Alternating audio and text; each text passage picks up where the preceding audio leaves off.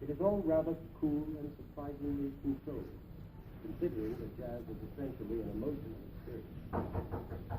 Where does this lead us in our investigation? To some pretty startling conclusions.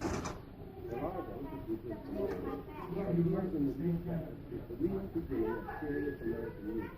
I'm sorry. At last, the American composer has Just tell us you went to the bathroom. Of course, when they say this, they are intimating that all American symphonic works up to now are nothing but personalized imitations of the European symphonic systems from Mozart to Mahler. Sometimes, I must say, I think they have a point.